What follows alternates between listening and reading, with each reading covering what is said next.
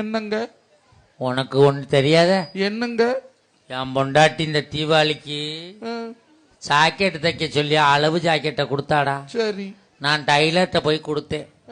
Driver அதை பிரிச்சு பார்த்துட்டு 2100 கூலி கேக்குறான்டா. எத்தனை ஜாக்கெட்டு? ஒரே ஜாக்கெட்டு. அட பாவியா. ஏன்டா 2100 கேட்டேன்.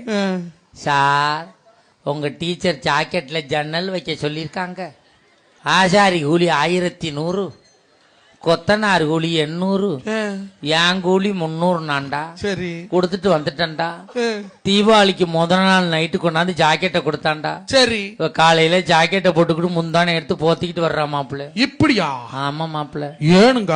ஜாக்கெட்ல ஜன்னலை பின்னாடி வைக்கணுமாமுல. ஏது மாத்திட்டான்டா. என்ன பண்றீங்க? ஏன்டா அப்படி பண்ணான்னு கேட்டேன். வாஸ்து சாஸ்திரப்படி ஜன்னல் அங்கேதான் இருக்கணும் அப்படிங்கிறான்.